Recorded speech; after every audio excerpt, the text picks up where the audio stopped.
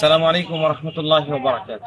আমরা দাঁড়িয়ে আছি রাজশাহী বিভাগের অন্যতম উপজেলা বাঘা, এবং সেই বাঘা শাহী জামে মসজিদ, যে মসজিদটিতে আজ থেকে 500 বছর আগে প্রতিষ্ঠিত হয়েছে। বাংলাদেশে এই ধরনের অনেক মসজিদ আছে। আমরা চলে যাই সেই নওগাঁ জেলার ঐতিহ্যবাহী থানা মান্দা। এই মান্দা থানায় কুসুম্বা জামে মসজিদ আছে।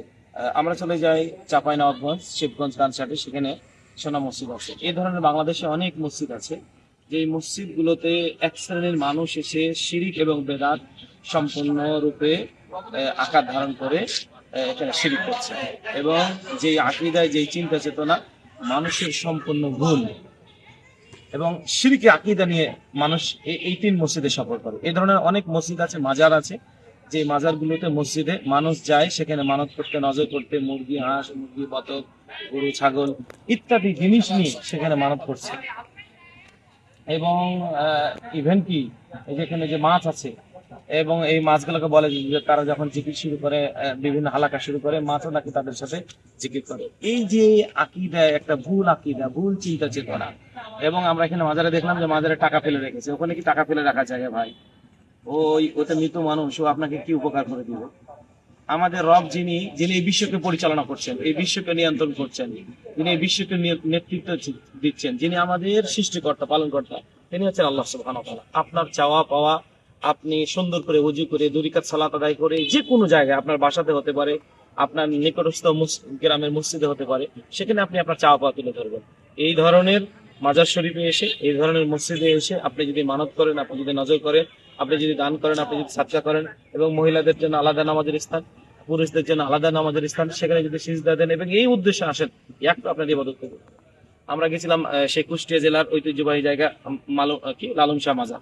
সেখানে ওই একই পরিস্থিতি। মানুষের যে এই চিন্তা চেতনা, এই যে মানুষের এই যে আকীদা, এই আকীদা নিয়ে কেমন ভাবে সে জীবনযাপন করতেছে? কোন ভুল ভুল আকীদায় আমরা আছি? কোন সমসাময়িক এই বর্তমানের প্রযুক্তির যুগে এবং ইন্টারনেটের যুগে, যেখানে চ্যাট জিপিটি সার্চ দিলে চলে আসবে যে আমার আকীদাটা কি, আমার বিশ্বাস কি, আমার চাওয়াটা আমি কোথায় তুলে ধরবো, এই নেটের যুগে এসেও এক শ্রেণীর মানুষ এই ধরনের জায়গাতে এসে, এখানে দেখতে পাচ্ছেন আমরা একটা বিশাল দিঘি, একটা বিশাল দিঘি, এখানে এক শ্রেণীর মানুষ আসে, এখানে এসে এখানে হাঁস ছেড়ে দেয়, এরপরে আপনার একটা পাতি হাঁস ছেড়ে দেয়, অথবা এখানে শুক্রবার দিনে এসে সেখানে গরু জবাই করছে বা খাসি জবাই করছে, এবং ওই নিয়াতে আসছে যে আমি যদি এখানে একটা হাঁস ছেড়ে দেয়, মুরগি ছেড়ে দেয়, এখানে যদি আমি এসে কি বলে যে ছাগল জবাই করি, গরু জবাই করি, এই আকীদা নিয়ে যদি আমরা জীবন যাপন করি, তাহলে কি হবে? আমার ছেলে সন্তান না, আমার ছেলে সন্তান, আমার বাপ মরে গেছে, আমার বাপের কবরে আযাব মাফ হয়ে যাবে। হ্যাঁ, আর বউয়ের মুখে ভাত দিতে হবে, এই মাজারে চলে আসছে, সন্তানের মুখে ভাত দিতে হবে, এই মাজারে চলে আসছে। মানে এখানে কোনো কিছু করলে তার চাওয়া পাওয়া নাকি কবুল হয়ে যাবে। নাউজুবিল্লাহ। ছি ছি ছি ছি। দুনিয়াতে আর চাইতে নিকৃষ্ট আর কোনো আকীদা নেই। যিনি আমাদের রব, যিনি আমাদের খালেক, তিনি আমাদের সব সময় দেওয়ার জন্য প্রস্তুত। আপনার কি ওই হাদিস জানেন না যে আল্লাহ তাআলা প্রত্যেক দিন রাতের শেষ অংশে তিনি নিচে চলে আসেন প্রথম আসমানে, এরপরে বলতে থাকে কে চায় আমি তাকে তাই দেবো, কার কি ইচ্ছা আছে, কার সন্তান লাগবে, কার কি বাড়ি গাড়ি টাকা সব আল্লাহ প্রস্তুত। আপনি সেখানে আপনি চাইবেন, বোকা গাধার মতো, নিম্ন শ্রেণীর মতো, হাইয়া বেহাইয়া, লজ্জা শরম, দিন ধর্ম সব বিক্রি করে খেয়েছেন নাকি? আপনার আকীদা কি সব নষ্ট করে ফেলেছেন নাকি? এই ধরনের আপনি এখানে আসতে পারেন বিশুদ্ধ সফরের জন্য। এটা কি যেন কি বলছে আমরা আর একটা ভ্রান্ত আকীদা শুনলাম যে এই যেখানে একটা ডাবের গাছ দেখছি, এই ডাবের গাছের ডাবও নাকি পানিতে ছেড়ে দিলে নাকি ওর সন্তান হইবে, সন্তান হবে, সন্তান হবে, এবং তার মনে চাপ হবে। এগুলো সব ভুল আকীদা এবং ভুল চিন্তা চেতনা।